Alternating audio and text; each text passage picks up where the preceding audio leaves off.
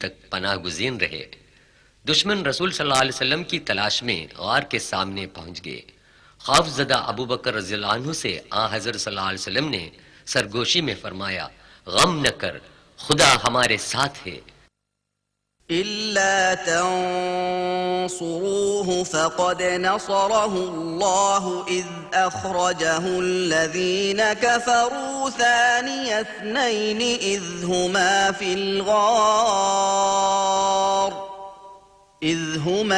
الغار إذ يقول لصاحبه لا تحزن اس غار ثور کا اندرونی حصہ جس نے اشرف الخلق رسول صلی اللہ علیہ وسلم کو پناہ دیا تھا، سورہ 9 توبہ آیت 40 میں اس واقعے کا بیان کیا ہے۔ دشمنوں کے چلے جانے کے بعد حضرت صلی اللہ علیہ وسلم اور حضرت ابو بکر رضی اللہ عنہ ایک رہنما کے ساتھ اونٹ پر سوار ہو کر مدینے کی طرف روانہ ہو گئے۔ جبل ثور سے جبل حرا کا منظر۔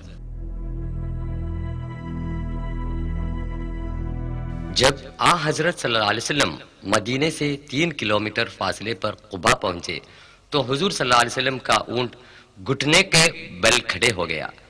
خدا کے حکم کے مطابق رسول صلی اللہ علیہ وسلم کی نگرانی میں 4 دن میں مسجد قباء بنائی گئی۔ بعد میں سعودی حکومت نے اسے نئے سرے سے تعمیر کی۔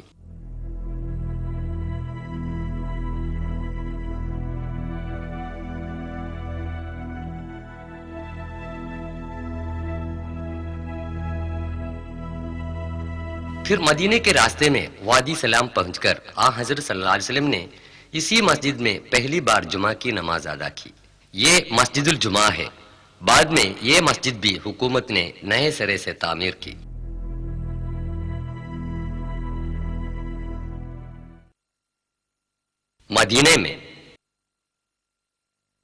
مدینے پہنچ کر سرکار دو عالم صلی اللہ علیہ وسلم اور حضرت ابو بکر رضی اللہ عنہ نے جو کام سب سے پہلے کیا تھا وہ ایک مسجد کی تعمیر تھا۔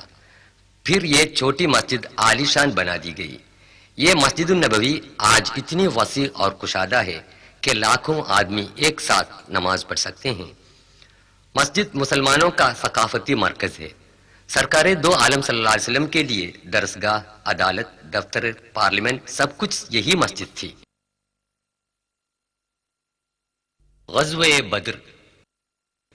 مکہ میں مشرکوں کے ایذا رسائی سے تنگ آ کر حضور صلی اللہ علیہ وسلم اور ساتھی مدینہ تشریف لائے تھے، لیکن وہاں بھی وہ چین و قرار کی زندگی سے محروم کیے گئے۔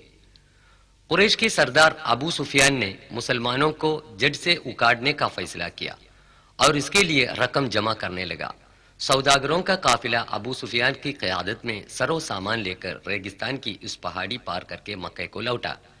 اتنے میں مکے سے قریش کی ایک عظیم فوج ابو جہل کی قیادت میں مدینے کی طرف روانہ ہوئی، جن میں 1000 مسلح سپاہی تھے۔ قریش کی فوج مدینے سے 80 کلومیٹر کے فاصلے پر بدر تک آ گئی۔ یہ خبر پا کر حضور بھی اپنے ساتھیوں کو لے کر مدافعت کے لیے روانہ ہوئے۔ مسلمانوں کی فوج میں صرف 313 جان نثار صحابی تھے، جن کے پاس جنگی اوزار کم تھے، مگر ان کے پاس سب سے بڑا ہتھیار یعنی تقوی اور پکا ایمان موجود تھا۔ اللہ اور اس کے رسول پر پکا یقین رکھتے تھے۔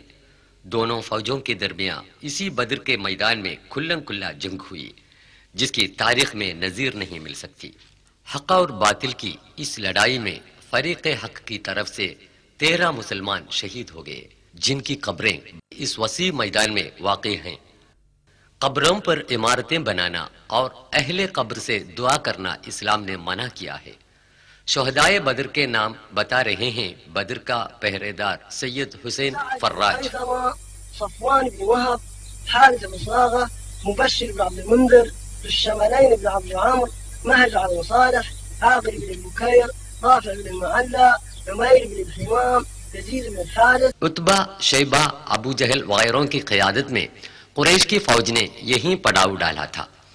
ابو جہل 2 انصاری نوجوانوں کے ہاتھوں قتل کیا گیا تھا۔ بحکم الہی ہزاروں فرشتے بدر کے میدان میں مسلمانوں کے ساتھ جنگ کرتے تھے۔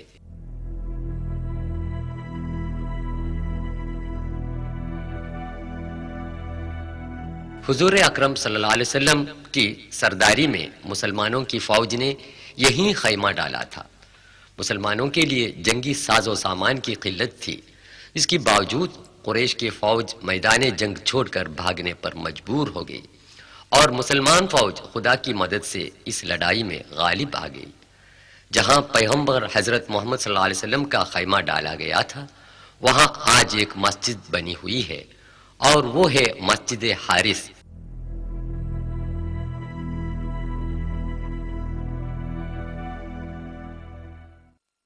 غزوہ احد۔ حضرت محمد صلی اللہ علیہ وسلم بڑے کشادہ دل تھے ہی، مگر قریش نے آپ کو چین و قرار سے رہنے نہ دیا۔ بدر کے دوسرے ہی سال میں قریش کے 3000 مسلح سپاہیوں کی فوج مدینہ کی طرف آئی اور مدینہ کے قریب احد کی وادی میں پڑاؤ ڈالا۔ یہ ہے جبل الرمات، جہاں حضور اکرم صلی اللہ علیہ وسلم نے عبداللہ بن جبیر رضی اللہ عنہ کی قیادت میں 50 تیر اندازوں کو پہرے پر کھڑا کر دیا تھا اور حکم دیا، جب تک میری اجازت نہ ملے تب تک ٹیلے سے نیچے نہ اترنا اور دشمنوں کی طرف تیر چلاتے رہنا۔ شہر مدینہ کے قریب جبل الرمات کی اسی وادی میں 700 مسلمان اور 3000 کفار کے درمیان گھماسان جنگ ہوئی تھی۔ خدا پرست اور جان نثار مسلمانوں کے سامنے کفار کے پاؤں اکھڑ گئے۔ قریش کی فوج کے علمبردار اور سرداروں کے مارے جانے پر وہ پیچھے ہٹنے لگے۔ مسلمان سپاہی مال غنیمت جمع کرنے میں مصروف ہوئے۔ یہ دیکھ کر تیر انداز سپاہی جبل الرمات سے نیچے آئے اور غنیمت جمع کرنے میں شامل ہو گئے۔ اب پہاڑی پر صرف 10 آدمی باقی رہ گئے تھے۔ خالد بن ولید جو قریش کے گھڑ سواروں کا سردار تھا، موقع پا کر اپنے ساتھیوں کے ساتھ پہاڑ پر چڑھ گیا اور رہے سہے مسلمانوں پر وار کرنے لگے۔ اس ناگہاں حملے پر مسلمان فوج درہم برہم ہو گئی اور وہ آپس میں لڑنے لگے اور بہت سے مسلمان شہید ہو گئے۔ تھوڑی ہی دیر میں مسلمانوں نے پھر سے ہمت سنبھالی اور دشمنوں پر زور سے حملہ کرنے لگے تو دشمن میدان جنگ سے فرار ہو گئے۔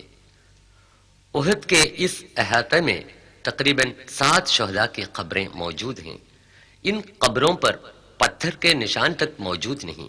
بیچ میں سید الشہداء حضرت حمزہ بن عبد المطلب کی قبر ہے۔ غزوہ احد یہ سبق دیتا ہے کہ دین کی خاطر کام کرنے والوں کو کامیابی حاصل ہوتی ہے، جبکہ دین پر دنیا کو ترجیح دینے والوں کو ناکامی حاصل ہوتی ہے۔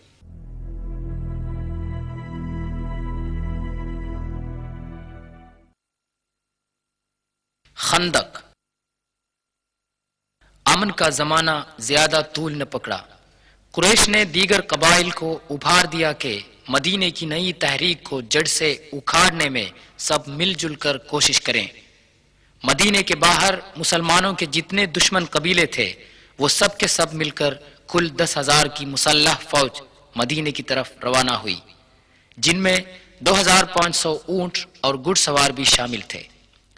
حضور نے اپنے ساتھیوں سے مشورہ کیا۔ حضرت سلمان الفارسی نے جنگی تدبیر پیش کی کہ مدینے کی چاروں طرف خندق کھدوا کر دشمنوں کو مدافعت کرے۔ حضور اکرم نے یہ تجویز منظور فرمائی۔ 1 ہفتے کی لگاتار محنت سے 9000 گز طول میں ایک خندق تیار ہو گئی، جس کی چوڑائی اتنی تھی کہ گھڑ سوار اس کو پار نہ کر سکتا تھا۔ قحط کا زمانہ تھا کہ حضور اور ساتھی بھوک کے مارے بڑی تکلیف میں تھے، یہاں تک کہ پتھر پیٹ میں باندھ کر بھی کھدوائی کرتے تھے۔ کفار کی فوج مدینے کے پاس آ گئی تو خندق دیکھ کر حیرت میں پڑ گئی۔ چند دنوں تک فریقوں کے درمیان تیر بازی کا مقابلہ ہوا۔ مدینے کے اندر یہودیوں کا جو قبیلہ تھا وہ بھی دشمنوں کے ساتھ ہو لیا تو مسلمانوں کو بڑی دقت پیش آئی۔ غزوہ خندق میں حضور کا خیمہ اس جگہ پر تھا جہاں آج مسجد الفتح واقع ہے۔ یہی حالت کئی دنوں تک ہوتی رہی۔ آخر رات کو سخت آندھی اور موسلے دار بارش ہونے لگی۔ آندھی میں دشمنوں کے خیمے اڑ گئے۔ متحدہ فوج نے یہ سمجھ لیا کہ مسلمان سپاہی راتوں رات خندق پار کر کے حملہ کر رہے ہیں۔ وہ ڈر کے مارے خیمے چھوڑ کر بھاگ گئے۔ اللہ تعالی کی حکمت نے مسلمانوں کو بچایا، انہوں نے خدا کا شکر ادا کیا۔ خیبر۔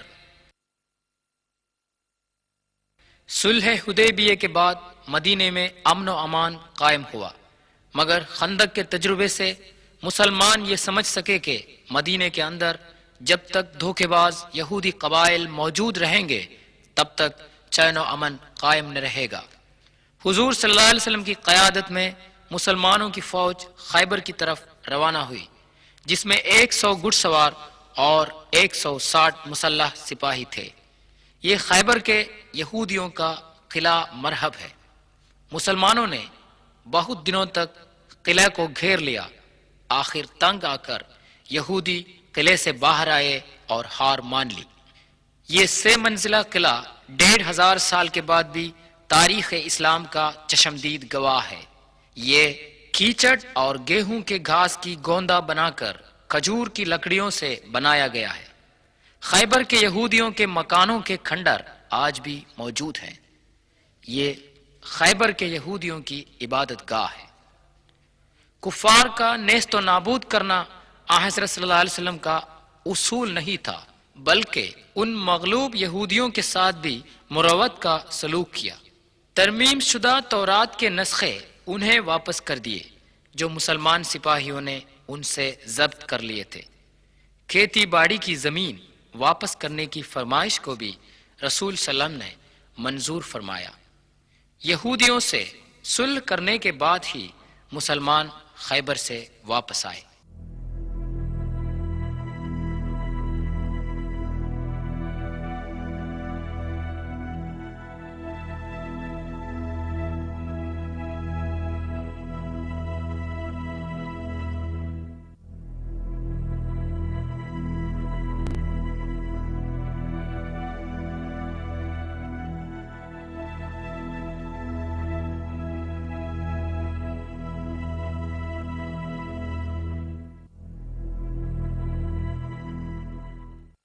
حضرت صلی اللہ علیہ وسلم کے خطوط۔ حضرت محمد صلی اللہ علیہ وسلم ساری دنیا کے لیے پیغمبر بنا کے بھیجے گئے ہیں۔ یہ اس خط کی کاپی ہے جو حضرت نے شہنشاہ مصر مقوقس کو اسلام کی دعوت دیتے ہوئے لکھا تھا۔ اگرچہ اس کی کتابت حضور اکرم صلی اللہ علیہ وسلم کی نہیں ہے، لیکن اس پر آپ کی انگوٹھی کا مہر محمد الرسول اللہ نظر آ سکتا ہے۔ معطا۔ بلاد شام کے شہنشاہ ہرقل کے گورنر کے پاس حضور نے ایک قاصد بھیجا۔ 1000 کلومیٹر گھوڑے پر اکیلے سوار ہو کر تپتے صحراؤں اور وادیوں سے گزر کر حضرت حارث بن عمیر الازدی رضی اللہ عنہ 629 عیسوی میں معطا پہنچے اور گورنر کو حضور کا خط دیا۔ اس نے غصے میں آ کر حضرت کے قاصد کو بے رحمی سے مار ڈالا۔ یہ عام قاعدہ تھا کہ کوئی بھی قاصد قتل نہ کیا جائے۔ حضور کو قاصد کے قتل کی خبر پا کر بہت دکھ ہوا۔ آپ نے اپنے منہ بولے بیٹے زید بن حارث کو 3000 سپاہیوں کے ساتھ معطا بھیجا۔ رخصت کے وقت حضور نے یہ ہدایت دی کہ بوڑھوں، بچوں اور عورتوں کا قتل نہ کریں، عمارتیں تباہ و برباد نہ کریں، پیڑ پودے نہ کاٹیں۔ صحراؤں سے ہوتے ہوئے فوج بڑی مشکل سے معطا پہنچی۔ یہ معطے کا وہ میدان جنگ ہے جہاں 3000 مسلمان سپاہیوں کے مقابلے میں روم کے 2 لاکھ مسلح سپاہیوں نے جنگ کی تھی۔ معطا آج کل جوردان میں ہے۔ یہ پتھر اس تاریخی عمارت کے کھنڈر ہیں جو اموی خلیفہ عبد الملک کے زمانے خلافت میں بنائی گئی تھیں۔ اسلامی جھنڈا لے کر حضرت زید بن حارث رضی اللہ عنہ بڑی مردانگی سے لڑ رہا تھا کہ میدان جنگ میں ٹوٹ پڑا اور شہادت حاصل کی۔ فوراً ہی جعفر بن ابی طالب رضی اللہ عنہ نے جھنڈا سنبھال لیا اور دشمنوں کی طرف آگے بڑھے۔ ہاتھوں کے کٹ جانے کے بعد انہوں نے جھنڈا بغل میں لے لیا۔ وہ بھی اللہ کو پیارے ہو گئے۔ ان تینوں شہادتوں کی خبر پا کر سرور عالم حضرت صلی اللہ علیہ وسلم نے ان کی جنت نصیبی کی خوش